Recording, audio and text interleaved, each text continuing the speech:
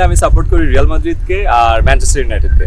ওই Manchester United খেলা দেখেও রেগুলার কাঁদি এখন। আমি অনেক এক্সাইটেড, আমি যে কোনো ধরনের খেলাধুলাতে অনেক এক্সাইটেড থাকি। আমি রেগুলার ফুটবল খেলি, দৌড়াই, আমার খুব মজা লাগে। আমাকে রাফসান ফার্স্টে বললো টুর্নামেন্টের কথা, আমি যে কোনো ধরনের খেলায় অনেক এক্সাইটেড থাকি। এখন আমি টুর্নামেন্টগুলোতে পার্টিসিপেট করি, দৌড়াই, ম্যারাথন দৌড়াই, ফুটবল খেলি। আমি বললাম যে আচ্ছা জিততেই হবে, টিম বানাই। তারপরে একটা ভালো টিম হয়েছে। সো আজকে ভাবলাম যে বেশি দিন প্র্যাকটিসের সময় নাই, এই উইকেন্ডে একটু প্র্যাকটিস করি। পরিচিত আমার ফ্রেন্ডরা আছে আমাদের টিমে, অনেকদিন ধরে কাজ করছি, সোশ্যাল মিডিয়ায় আমার অনেক মানুষজন আছে। সো ওভারঅল এই টিমটা নিয়ে খেলতে বেশ মজা লাগবে। এক ধাঁচের না, আমার তো সুমন ভাই ডিফারেন্ট ভাবে খেলে, উনি তো পুরো বড় মাঠের প্লেয়ার, সো সুপার খেলে আমার ঢাকা ভার্সেস সিনিয়র। আমিও ফুটসল খেলি, আমার ফ্রেন্ড যারা শফিক আছে, তহিদ আফ্রিদি আছে, রাফসান সাহেব আছে। আমার আবার ছোটো মাঠে রেগুলার খেলা হয়। সো ডিফারেন্ট ধাঁচের প্লেয়ার আছে। সো যারা অপোনেন্ট হবে তারা বেশ ভালোই ডিফিকাল্টি ফেস করবে। আমার ফেভারিট ন্যাশনাল টিম হলো ব্রাজিল। আনফর্চুনেটলি এবার হারছে, অনেক কাঁদছি। আর ক্লাব লেভেলে আমি সাপোর্ট করি রিয়াল মাদ্রিদকে আর ম্যানচেস্টার ইউনাইটেডকে। ওই ম্যানচেস্টার ইউনাইটেড খেলা দেখেও রেগুলার কাঁদি এখন। আমার সব থেকে ফেভারিট প্লেয়ার হলো Ronaldo. I was heavily inspired by that. আমি মানি Messi like the goat.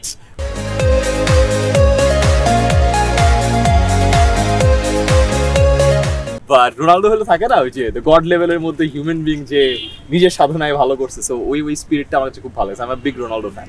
Cricket না ফুটবল, কোনটা বেশি ভালো? ফুটবল। আর ক্রিকেট, বাংলাদেশ যেহেতু ইন্টারন্যাশনাল লেভেলে বাংলাদেশের ক্রিকেট টিমটা অনেক ভালো করে, সো ক্রিকেট খেলা বেশি দেখা হয় বাংলাদেশের।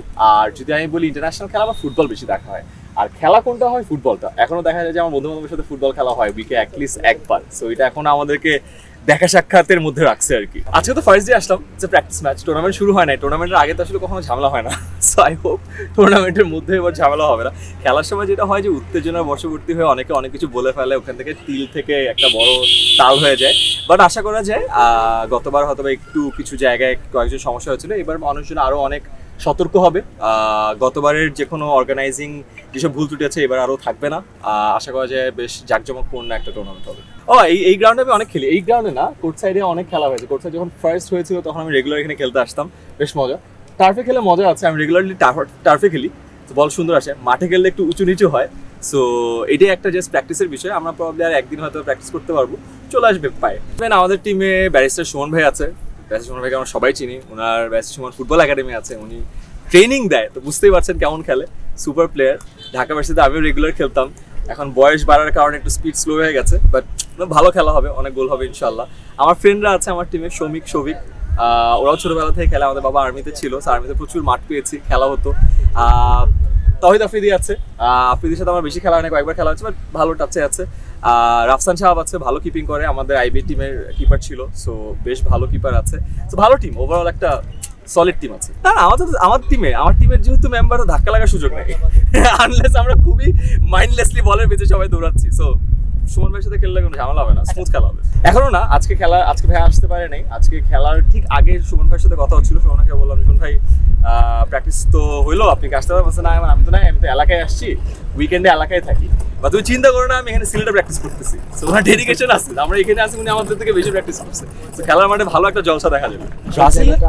লেভেলটা আসলে ডিফারেন্ট। 5 বারের বিশ্ব চ্যাম্পিয়ন, ওদের একদম মাঠ পর্যায় থেকে ওদের ফুটবলের যেই টেক কেয়ার হয়, ফেডারেশনগুলোর যে খেলা, লিগগুলোর ইনফ্রাস্ট্রাকচার, যে পরিমাণ টাকা আসে, যতগুলো স্পন্সর, ইটস ডিফারেন্ট। সো আমার মনে হয় অ্যাপল টু অ্যাপল কম্প্যারিজন হবে না।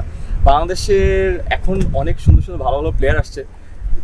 আমাদের তার সাথে খেলার একটা সুযোগ হয়েছিল কিছুদিন আগে বসুন্ধরা কিংসের মাঠে, বাংলাদেশের ফুটবলের প্লেয়ারদের সাথে। So they are very good.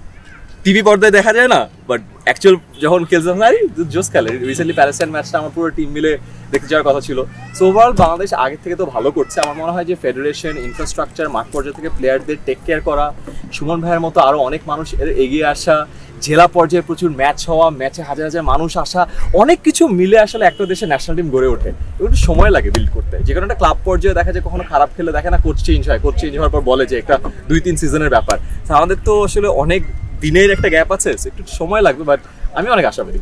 আমার পক্ষে আসলে ঘাটতিগুলো বের করা একটু ডিফিকাল্ট, বাট সোজা চোখে যেটা দেখি, ক্লাব ফুটবল তো দেখি, ক্লাব ফুটবলের ম্যানেজমেন্ট, ক্লাব ফুটবলের ইনফ্রাস্ট্রাকচার, ক্লাব ফুটবলের মনে করেন ট্যাকটিক্যাল যে সাপোর্ট থাকে, যে কোচিং স্টাফ থাকে, যে পরিমাণ স্যালারি থাকে। সো এই জিনিসপত্রগুলোর সাথে যদি কম্পেয়ার করি, বাংলাদেশ ন্যাশনাল টিম তো অনেক জায়গায় পিছিয়ে আছে। সো ওভারঅল ইনফ্রাস্ট্রাকচারাল ডেভেলপমেন্ট দরকার, যেটা ক্রিকেটে আছে। না ক্লাব ওই জাস্ট খালি বলবো না, ক্লাবেরও কিন্তু থাকে যে লা লিগায় যারা খেলতেছে, আবার ডিভিশন এ আছে, ডিভিশন বি আছে, ডিভিশন সি আছে, তো অনেক রুট লেভেল থেকে উপরে উঠায় আনতে হয়। আমাদের মনে হয় ওই ফানেল যেটা আছে পুরোটা, ওই ফানেলের অনেক জায়গায় এখনো ঘাটতি আছে, যেটা কিনা ক্রিকেটে অনেকটুকু হয়েছে, যেটা কারণে Bangladesh national cricket team top 10 কান্ট্রির মধ্যে আছে, বাট ফুটবলে তো 100-এর মধ্যেও নাই, সো টাইম লাগবে, খুবই দরকার আমাদের। আমি রিসেন্টলি কথা বলছিলাম, আমার ডাক্তার ফ্রেন্ড বললো যে বাংলাদেশের মেজরিটি মানুষের ভিটামিন ডি ডেফিসিয়েন্সি আছে, বিকজ আমরা রোদে যাই না। আমাদের সবারই হিউম্যান বিংসটা কিন্তু বসে থাকার জন্য বিল্ড না, কাজ করার জন্য, দৌড়ানোর জন্য বিল্ড, বাট আমরা তখন ডেস্ক জব করি। সো ওভারঅল আমাদের জন্য ব্যায়াম করা, শরীর চর্চা করা, কিছু একটা খেলা, দৌড়ানো খুব ইম্পর্টেন্ট। ঢাকা শহরে এখন যেটা দেখা গেছে যে মোবাইল একটা থাকার কারণে সারাক্ষণ মাথা পুরো বেঁকে গেছে, এই জিনিসটা দেখা যায় যে ছোটদের মধ্যেও দেখা যাচ্ছে। আমি যখন ছোট ছিলাম তখন ফাটায় দৌড়াইতাম, টিফিন পিরিয়ডে খেলতাম, গেমসের আবেদন করতাম, আবার খেলতাম, ক্লাস শেষ আবার খেলতাম, বাট এখন দেখা যায় যে অনেক জায়গায় তো মাঠের কারণে খেলতে পারে না, মাঠ থাকলেও অনেকে এখন খেলে না। সো আই গেস এটা একটা ভালো সুযোগ, যারা ছোটরা অনেককে ফলো করে, অনেকের কন্টেন্ট দেখে, তাদেরকে যখন দেখবে যে তারা খেলছে, তারাও হয়তো আগ্রহী হবে, অনেকে হয়তো মাঠে নামবে। সো এটাই আমার চাওয়া।